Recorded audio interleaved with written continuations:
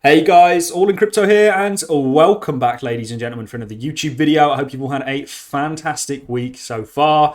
Today, we're going to be diving into Cardano, and I've got lots of interesting things to share with you in this video. I'm going to be stating why it is that we continue this bull run into next year. Fundamentally and technically, we're going to be revisiting a number of things like the kind of Elliott wave theory that we had in play. I still think we are following Elliott wave theory. And I do absolutely believe that a $7.50 to $10 Cardano price will get hit. It's a matter of when, not if. You guys know that we were expecting a 2017 or prior to that 2013 end to this year following the Bitcoin 4-year cycle theory. We are going to touch on that as well. It also gives credence to why we think we're actually going to go into next year. We're going to revisit, and we're going to save this towards the end of the video because I saw a lot of confused comments. We brought this article up yesterday where we addressed the fact that 10% of the top Cardano wallets own 94% of the supply. I think 31 billion Cardano is held by just the top 10% of wallets. Now, that is 100,000 out of a million overall wallets. So that is quite decentralized in terms of the crypto space and the supply. I had lots of people saying, well, this means Cardano isn't decentralized.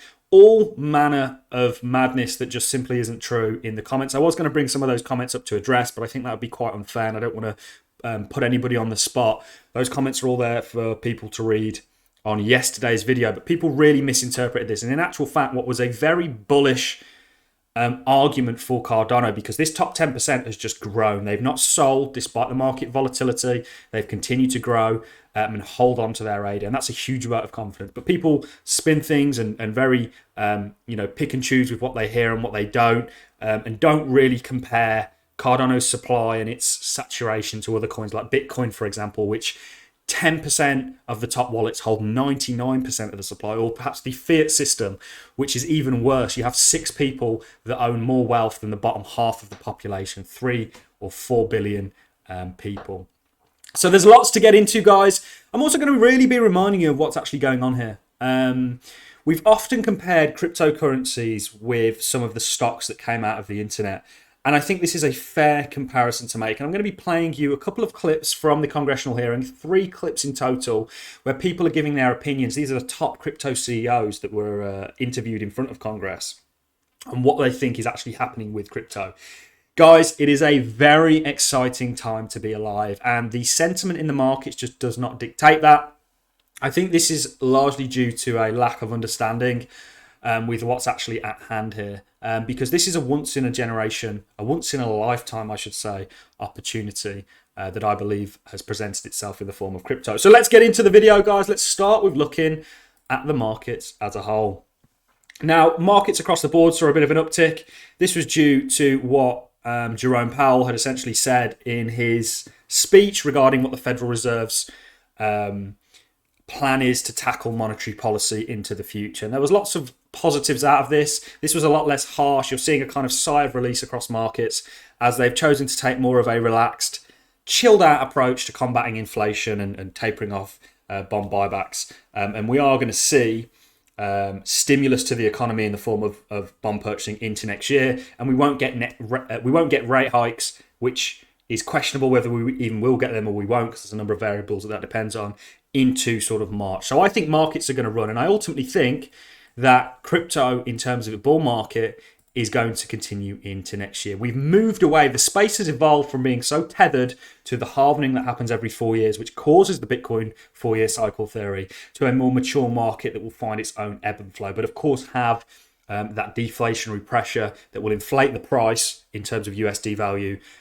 with the halvening that will continue to take place every 4 years. It's going to have less of an effect, and I think we're going to go into, I don't want to call it a super cycle, but I think just like the stocks, they had their boom and bust, the ones that came out of the internet, and then they really found their feet and saw this kind of adoption curve. That's the path I think that cryptocurrency is on. And we're going to play this clip, which should really cement that into your minds. I don't want people getting shaken out. I'm nothing but bullish on crypto. Ultimately, you can also see here the previous cycles and how they do indeed lengthen. And this cycle's a weird one because for the first time ever, we'd actually pierced above a previous cycle in terms of ROI. This was simply due to the sort of global events. You know, we know that in March 2020 they had to do a lot of QE, a lot of printing. 40% of the overall monetary supply, the US dollars, was printed in 2 years. That's had an effect on assets that hedge against inflation and crypto. Bitcoin was really designed for that. So where does this put Cardano in the race? Well, you guys know that we have this Elliott wave theory at play for ADA, and I still think you're following that.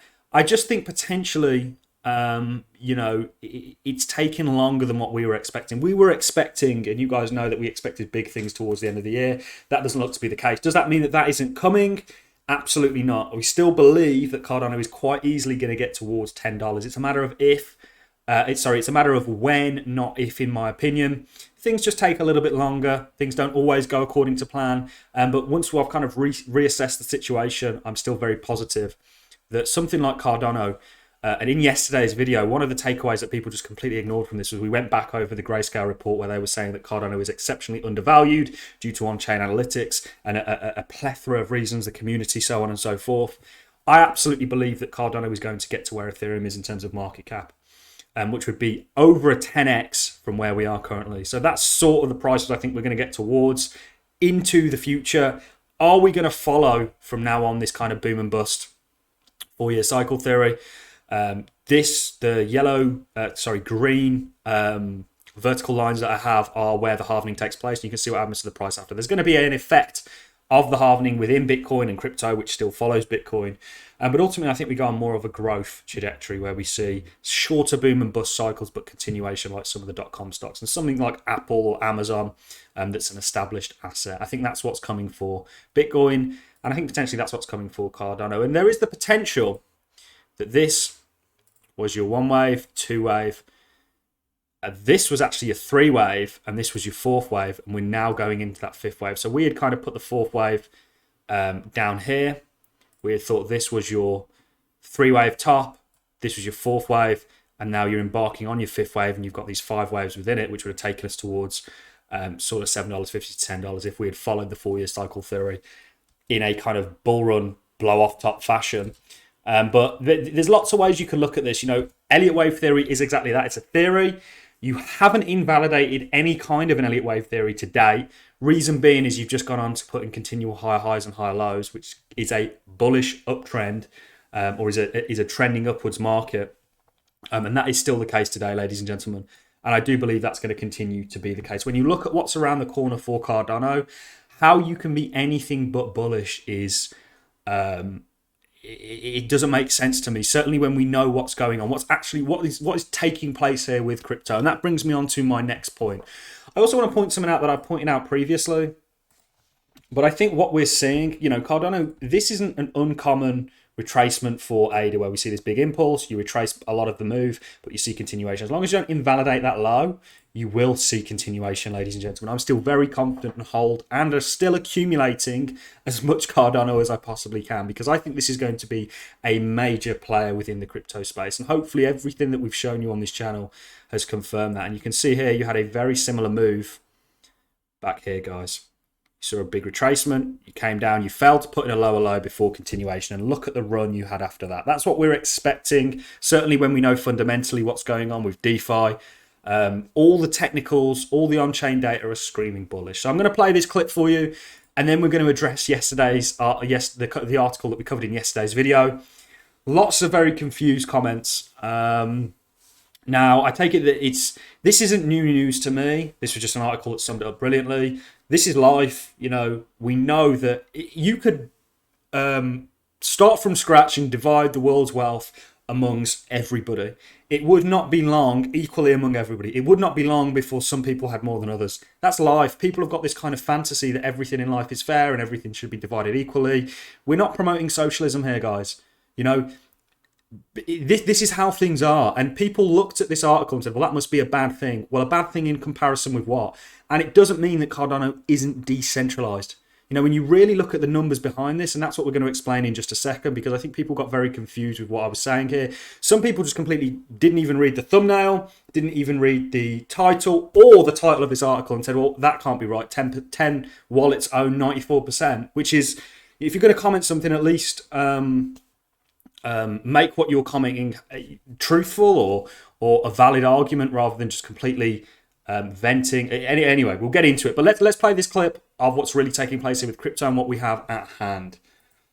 The topic is an important one for anyone who cares about American competitiveness in the financial services sector, a financial ecosystem that empowers users over bank CEOs and other powerful central decision makers, and the next iteration of the internet in which individuals are able not only to read information and write content, but also to own a piece of the networks themselves. This doesn't seem like a new financial system per se, but really an extension or perhaps expansion of our present one.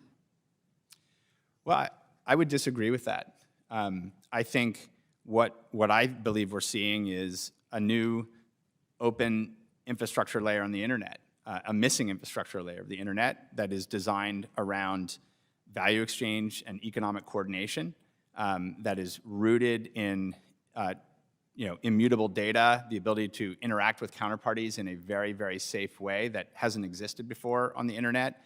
And really, many of the efficiencies that the internet brings in terms of moving information brought into moving value, but also with greater degrees of security than are often offered through the existing financial system. So I really do believe we're building a new global economic infrastructure layer. In your view, is additional guidance defining clear... We'll leave that there. We could have played all of it. They all say the same thing. That was one huge takeaway from the congressional hearing. This is something to be excited about. This is a new, whether it be layer to the internet, the Web3, the new financial systems of the world. Something magical is taking place. And the pessimism in the space just is not warranted. Yes, we know that prices go up and down, but ultimately how you win and what's a proven method within this market is to hodl. If you ask all the people that got rich off Bitcoin, they were the people that got rich off crypto, the people that have been in it for the longest, usually, and they would have made their money via hodling and mitigating damage through the dips, dollar cost averaging, etc., etc. Let's move on very quickly to the article that we read yesterday, which had some people very confused. 10%, the actual thumbnail also stated this, and the title of the video. 10% of Cardano's wealthiest addresses control 94% of all ADA's circulating supply, which is about 31 billion Cardano. Now, we had news the other day that we got to over 1 million wallets on the Cardano network, so that would be about 100,000 people have the majority of the supply. In comparison with Bitcoin, and we even went on to read this out, Bitcoin... a Finbold report earlier this year showed that Bitcoin, that 99% of Bitcoin circulating supply was held by just 10% of Bitcoin wallets. Same on Ethereum, same on Solana, same on XRP, same on the vast majority. Now, the reason I brought this article up was to show you, hey guys, the top holders of Cardano are not selling. They're accumulating and they've grown by about 1 billion just this year. You can see here, you see a huge jump in November, which was last month, of how much ADA these guys hold. That is extremely bullish and a huge vote of confidence. And instead, people said, well, how can it be decentralized if 10% of the wallets hold the majority of the supply? That is how life works typically. If you look at any system, if you look at stocks, typically it will be the top addresses that will hold the majority of the or the top stock shareholders that will hold the majority of the shares. This is how things work. It's no different anywhere, and in fact it's worse in other systems. Doesn't mean Cardano isn't decentralized, because on a protocol level it's exceptionally decentralized. Go and look at the stake pools, how many of them there are, and the roles that they play within the network. People are saying, okay, well, this can lead to a 51% attack. All manner of misinformation coming out. So that I just wanted to clear that up. We can go into a lot more detail. I'm really going to love and leave you on that note. If you've enjoyed the content, a like is always appreciated. So is a comment. Remember what's taking place here, ladies and gentlemen. This bull run, in my opinion, is absolutely going into next year. I'm very confident of that. And ultimately, hopefully, we'll see you all there. Thank you very much for watching, guys. See you in the next YouTube video.